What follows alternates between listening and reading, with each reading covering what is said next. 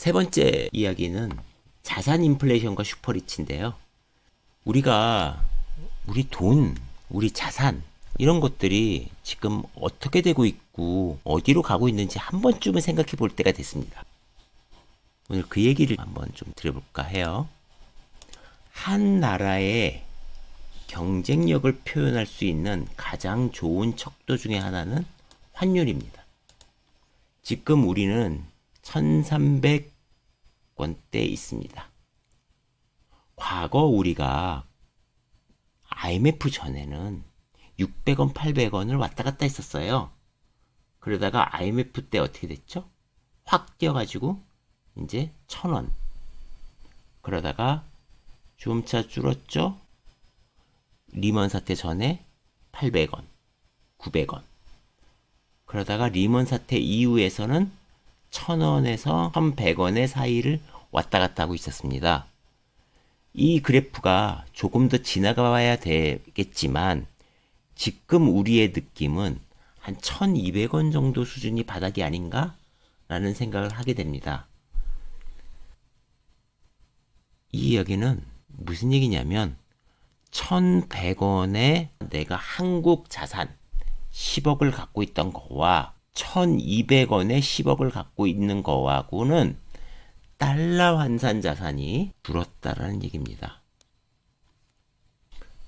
최근 것만 다시 환율을 보면요. 5년치만 보면 이렇게 되고 있습니다. 이렇게 해서 1100원, 1150원을 왔다 갔다 하던 수준이 지금 팍 뛰어서 1300원을 넘고 있죠. 그러면 우리나라만 저러냐 해서 보통 금을 보면 좋습니다.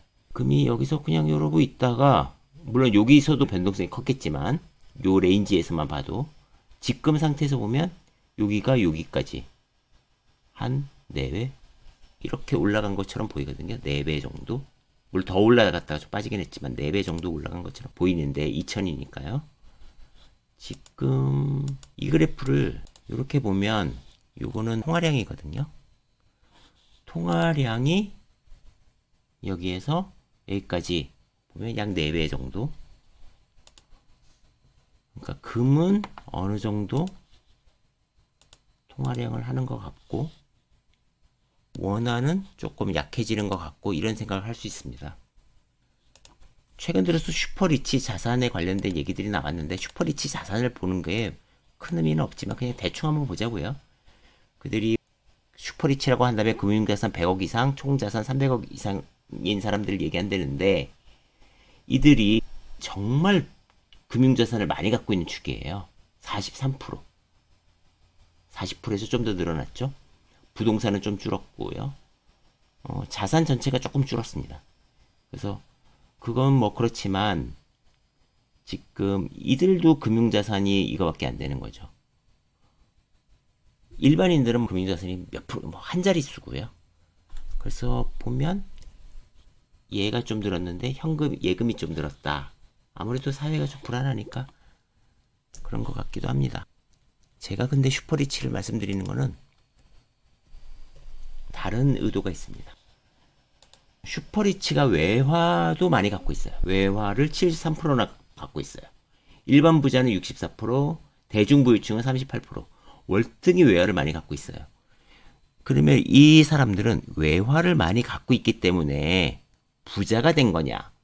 부자라서 외환을 많이 갖고 있느냐라고 보면 제 생각에는 부자라서 외환을 많이 갖고 있고 우리가 MBTI도 보면 ESTJ도 이 성향이 부자라서 된 게 아니라 부자라서 이 성향으로 바뀌었을 수도 있어요. 마치 외환처럼. 만약에 외환을 갖고 있던 사람들이 부자가 그렇게 되긴 쉽지 않잖아요. 달러 투자만 해서는. 그래서 결과론적으로 우리가 좀 보고 있다. 근데 지금 보면 5천만 달러니까 600억인가요? 600억 이상의 부자들이 우리나라가 11번째로 많다는데 요거는 좀 의미가 있는 것 같아요. 돈에 관심을 갖게 된 계기에 관련된 얘기가 나오는데 일단은 부모의 교육이나 가정 분위기가 확실히 높았어요. 이 집단은. 그리고 사업에서, 그러니까 부잣집이니까 사업을 했을 확률도 높고 그렇게 됐어요. 근데 저 같은 경우에는 여기죠. 부자 되기 어려운 거죠. 가족이나 지인의 비즈니스를 보고 맞아요. 그러니까 주변에 부자가 있어야 부자로 가기가 좀 쉽다라는 거에는 저는 동의합니다. 왜냐하면 부자가 아닌 사람들은 어떻게 부자가 됐는지 그 과정은 모르고 결과론적인 것만 받아들이잖아요. 그러니까 아까 슈퍼리치처럼 나도 그러면 슈퍼리치처럼 지금 재산의 10%를 달러로 바꿔놓자? 뭐 달러가 또 나중에 좀 더 나아질 수는 있겠지만 과연 인플레이션을 해지할 정도가 될 것인가? 그렇지는 않을 것 같습니다. 그래서 부자가 되는 거에 관련돼서 공통적인 거는 이겁니다. 노동과 투자 중에서 투자다.